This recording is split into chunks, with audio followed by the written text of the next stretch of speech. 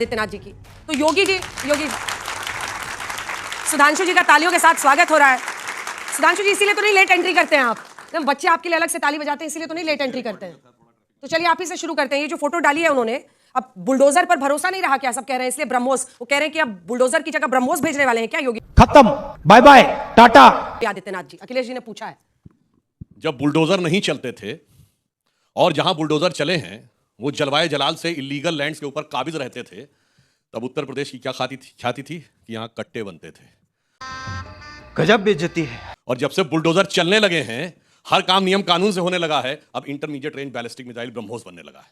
मुझे लगता है इतना बड़ा परिवर्तन जो उत्तर प्रदेश में आया है, वो अगर किसी को दिखाई नहीं पड़ रहा है तो उसे समझना चाहिए। मैं आपसे भी बताना चाहता हूं, सिर्फ उत्तर प्रदेश के लिए नहीं, भारत का पहला इंटरमीडिएट रेंज बैलिस्टिक मिसाइल है जो एक्सपोर्ट हो रहा है। फिलीपींस हमसे बाई कर चुका है। इंडोनेशिया और मलेशिया दोनों देशों से एग्रीमेंट फाइनल स्टेज में है। यूएई से भी बात चल रही है। इसके अलावा अर्जेंटीना और कम से कम 1 दर्जन और देशों के साथ बातचीत चल रही है। आप सोचिए कि यह उत्तर प्रदेश के लिए कितने गर्व की बात है कि नॉर्मली इस ढंग की डिफेंस इंडस्ट्रीज पहले सिर्फ दक्षिण भारत में हुआ करती थी। आज सारी की सारी असेंबली ब्रह्मोस की हो रही है। और हो सकता है अखिलेश जी के दिल के ऊपर ज्यादा आघात इसलिए भी पहुंचा हो कि ऑपरेशन सिंदूर में ये वही ब्रह्मोस था जिसने मरकज सुभान अल्लाह के ऊपर जाकर ऐसा बम गिराया था। ये अनूठा एंगल आप निकाल के लाए। नहीं, मैं तो सिर्फ सिंपल सी बात कह रहा हूं, क्योंकि ऐसा था ना, ये वही लोग हैं ना जिनके की बयान सबसे ज्यादा वहीं के मीडिया में कोट किए जा रहे थे। पाकिस्तान के नेताओं के बयान ऑपरेशन सिंदूर के बाद पाकिस्तान मीडिया में नहीं कोट हो रहे थे। यही राहुल गांधी जी, अखिलेश जी, नहीं सबके बयान कोट हो रहे थे। अब मरकज सुभान अल्लाह पे जाकर जो गिरा था ब्रह्मोस, जिसमें 100 से अधिक लोग मर गए थे और उसका बयान आया था कि मेरे परिवार के कितने लोग मर गए, 14 लोग, मैं भी मर जाता तो ठीक था। तो समझिए वो मरकज था। मरकज समझते हैं ना, सेंटर उर्दू में कहते हैं। तो वहां बैठकर भारत में आतंकी हमले होते थे एक दौर में, और वो लोग कहते थे मरकज सुभान अल्लाह में बैठ के सुभान अल्लाह सुभान अल्लाह, और जो ब्रह्मोस गिरा जाके तो कहते हैं या अल्लाह या अल्लाह। मुझे लगता है इतना बड़ा बदलाव दिखाई पड़ना चाहिए। हो सकता है इसकी कसक रही हो, ये समझा जाए।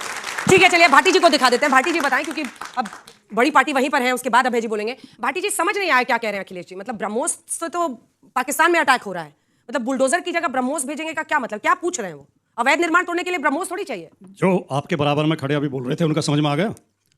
हम मालूम है तेरे बाप को मत सिखा, चल। अखिलेश जी का तो समझ में नहीं आया। बात देश की सुरक्षा की हो रही है, उसमें भी हिंदू मुसलमान कर रहे हैं, उसमें भी अल्लाह को गुस्सा लाए। चीटिंग करता है तू। पाकिस्तान आया, मुसलमान देखिए, जब देश की रक्षा का मामला होगा, सबसे आगे गोली खाने वाले, खून देने वाले हम होंगे। क्या हम देशद्रोही हैं? जब माननीय मुलायम सिंह यादव जी रक्षा मंत्री बने देश के, वो पाकिस्तान बॉर्डर पर दौरा करने गए तो उधर गोलाबारी हो रही थी। उन्होंने पूछा फौजी अफसरों से, ये क्या हो रहा है? बोले पाकिस्तान की सेना गोलाबारी कर रही है। और तुम क्या कर रहे हो? हमें दिल्ली से आदेश नहीं है। बोले अगर वो दिल्ली से आदेश लेने की जरूरत नहीं है, मैं अभी ये ऑर्डर दे रहा हूँ आपको, वो 1 गोला फेंकें, आप 10 फेंको बदले में। ये परंपरा हमारी रही है। क्या हम पाकिस्तान के समर्थक हैं?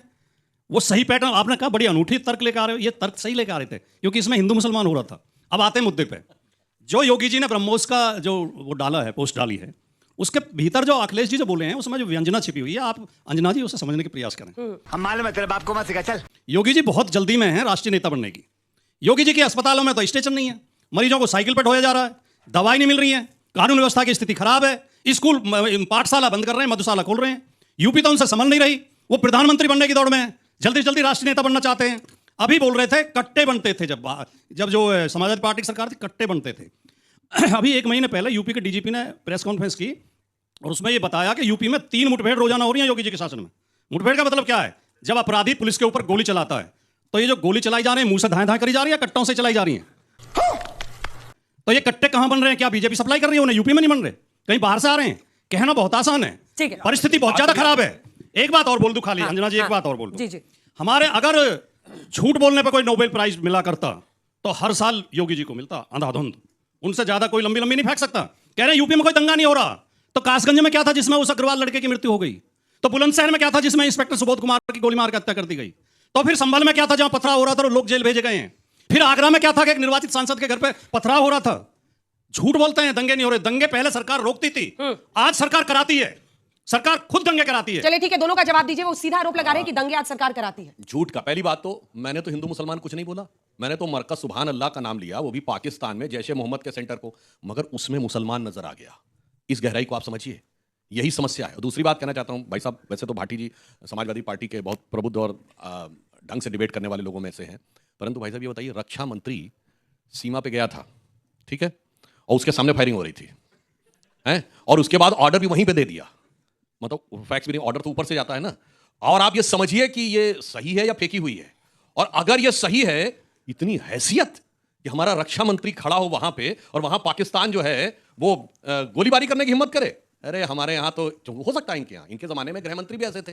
याद करिए सुशील कुमार शिंदे जी ने क्या बोला था कि जब मैं जाता था जम्मू कश्मीर में तो डल लेक पे मैं होम मिनिस्टर था, पर मेरे साथ क्या होता था वो बोला नहीं जा सकता। तो मैं उसके लिए कहना चाहूंगा इनके दौर में क्या था, लहूलुहान थी घाटी, और घाटी डरी हुई थी, और खामोशियां रातों की दिन में भरी हुई थी।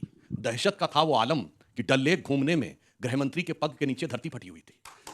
तो इसलिए हो सकता है जो इन्होंने